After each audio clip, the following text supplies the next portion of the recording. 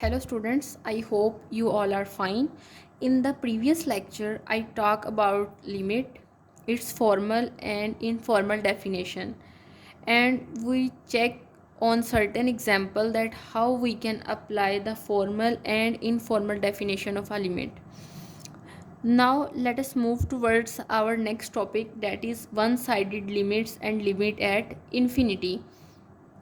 Previously we discussed about just the definition of a limit, but here we have the definition of one sided and limits at infinity. Now first let us look at the definition of right hand limit. Now if f of x is defined on an interval cb, means our function is defined on some interval, and what kind of interval is this? Means c is less than b and approaches arbitrarily close to l as x approaches to c. Means our function will arbitrarily approaches to a number l as we take x approaches to c from within that interval. If we are approaching within that interval, that means we are approaching it from the right hand side, because as you know that c is less than b and we couldn't approach in any way from the left hand side. So that's why then f is has the right hand limit and we write this one.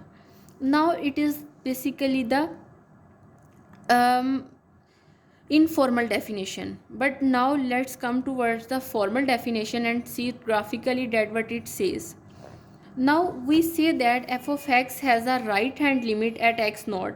Means basically if we see from the graph that here is the point x naught, and we say that f of x has a right hand limit because we are now approaching it from the right hand side, and we write that x approaches to x naught positive, and we write here positive because we are approaching from the right hand side, and if our functional value approaches to the number l.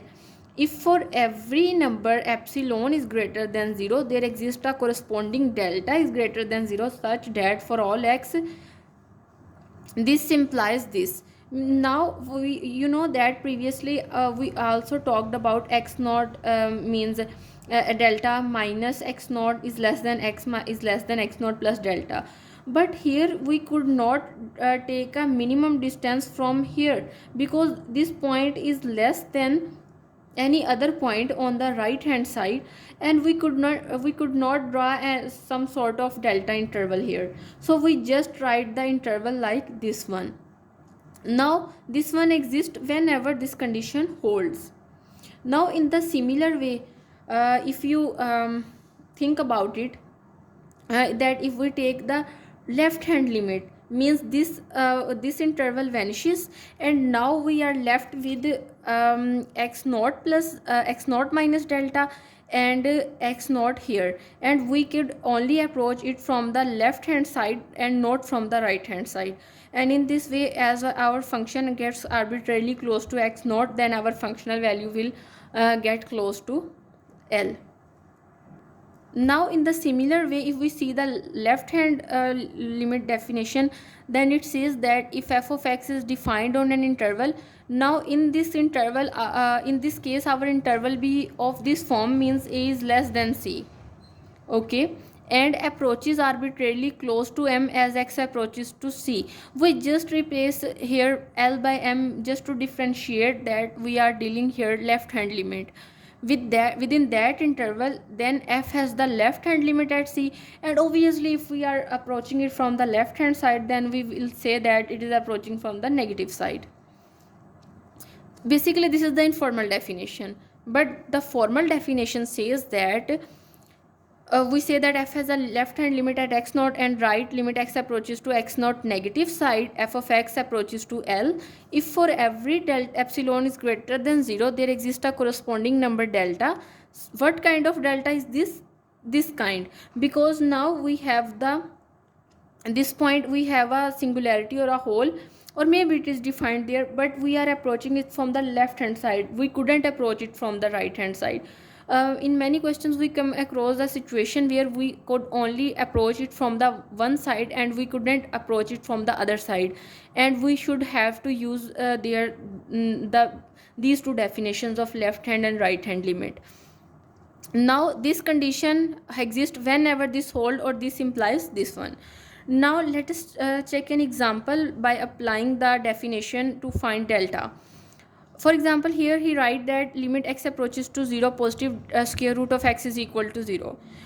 As we know that from the definition, we know that definition, basically if we write the definition of a limit, first I will deal the original definition, means where two-sided limit exists, and then I will deal about the left and right hand limit.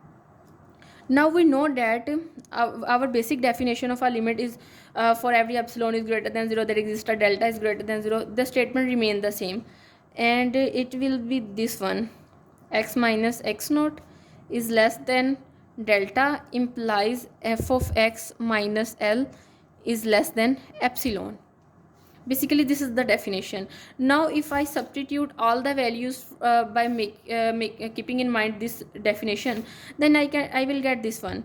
Because our x naught is 0, then there is no need to write it here, and this implies this. Now we know that first of all we have to solve this, and our procedure will such that when we solve this, then we will get this inequality.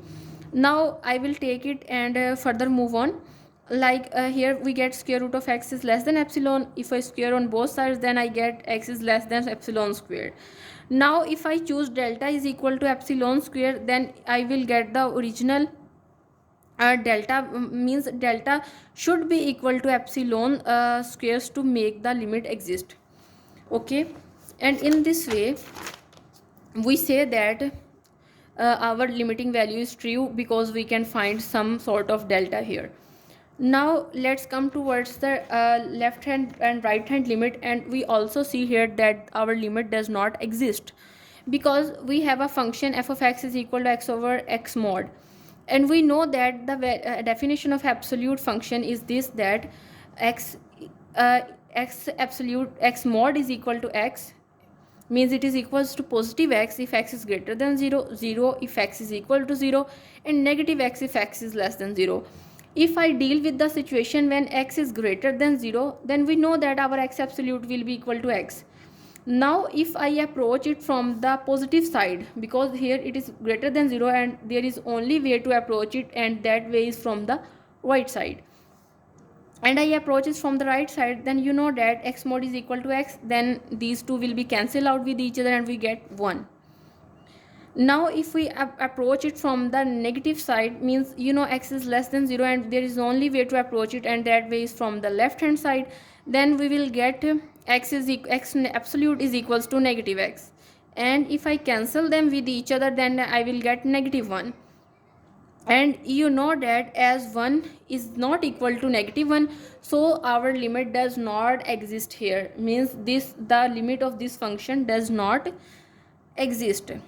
Here is also a theorem that a function f of x has the limit as x approaches to c if and only if it has a left hand and right hand limit exist there, and these one-sided limits are equal.